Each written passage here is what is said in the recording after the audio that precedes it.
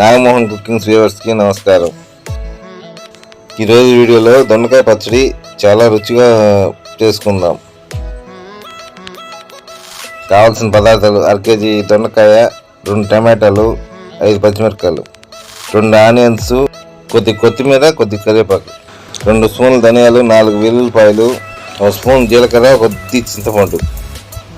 ముందుగా స్టవ్ పైన ప్యాన్ పెట్టుకొని 2 స్పూన్ల ఆయిల్ వేసుకోవాలి. 5 పచ్చిమిరపకాయలు 2గా కట్ చేసుకుని వేసుకోవాలి. 2 స్పూన్ల ధనియాలు, 1 స్పూన్ జీలకర్ర వేసుకుని బాగా ఫ్రై అయ్యేలాగా ఫ్రై చేసుకోవాలి.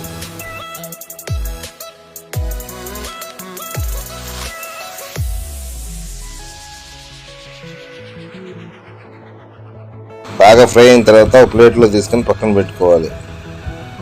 మళ్ళీ 2 స్పూన్లు ఆయిల్ వేసుకోవాలి. దొండకాయ ముక్కలను వేసుకొని ఫ్రై చేసుకోవాలి.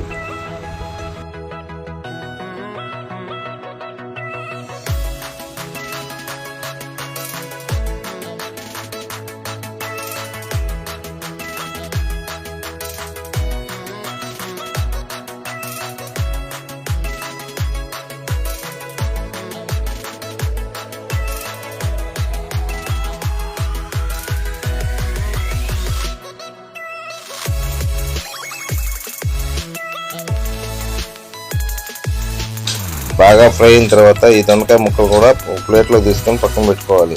మళ్ళీ అదే బాండల్లో 2 స్పూన్ల ఆయిల్ వేసుకొని టమాటా ముక్కలు వేసుకోవాలి.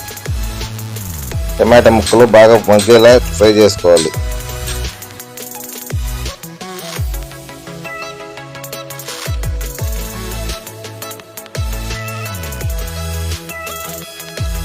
ఇందులోకి దొండకాయ పచ్చడికి సరిపడా సాల్ట్ను వేసుకోవాలి. ఇందులోకి 1 టీ స్పూన్ పసుపు వేసుకోవాలి. ఇవన్నీ కలిపి బాగా ఫ్రై చేసుకోవాలి. కొద్ది కొత్తిమీర యాడ్ చేసుకోండి, కొద్ది కరివేపాకు యాడ్ చేసుకోండి, కొద్దిగా ఫ్రై చేసుకోండి. ఇప్పుడు ఫ్రై చేసుకున్న దొండకాయ ముక్కలు ఇందులో వేసుకొని మళ్ళీ ఫ్రై చేసుకోండి.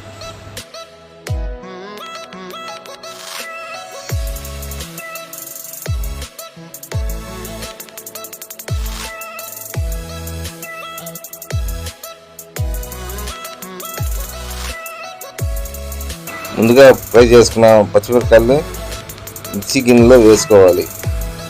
ఒకసారి మిక్సీకి వేసుకొని మళ్ళీ దొండకాయ ముక్కలు, టమాటాలను ఇందులో వేసుకొని మళ్ళీ మిక్సీకి వేసుకోవాలి.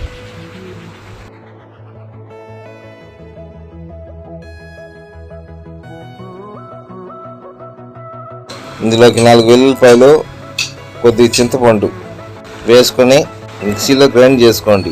ఇప్పుడు తిరగమాత పెట్టుకుందాం. బాణీలో 2 స్పూన్ల ఆయిల్ వేసుకొని 1 స్పూన్ ఆవాలు, 1 స్పూన్ మినపప్పు, 1 స్పూన్ పచ్చెనపప్పు, 1/2 స్పూను జీలకర్ర, 2 ఎండుమిరపకాయలు వేసుకొని 1 రెమ్మ కరివేపాకు వేసుకోవాలి. ఈ పోపు గింజలను లైట్గా ఫ్రై చేసుకోవాలి.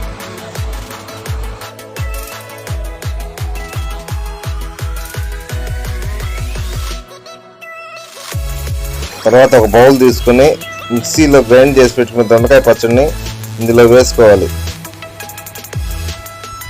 ఇందులో వేసుకొని సన్నగా తరిగిపెట్టిన ఆనియన్స్ని వేసుకోవాలి. 1 స్పూన్ తీసుకొని కలపండి.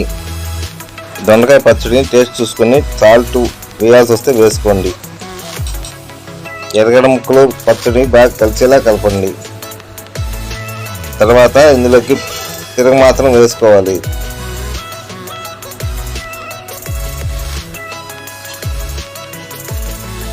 తిరగమాత వేసిన తర్వాత మళ్ళీ స్పూన్ తీసుకొని కొద్దిగా కలపండి. ఇంతేనండి, రుచిగా అనిపించే దొండకాయ పచ్చడి రెడీ అయిపోయింది. ఈ దొండకాయ పచ్చడి రైస్లోకి చాలా బాగుంటుంది, టిఫిన్స్లో కూడా చాలా బాగుంటుంది. మా వీడియో మీకు నచ్చినట్లయితే లైక్ చేయండి, షేర్ చేయండి, సబ్స్క్రైబ్ చేయండి.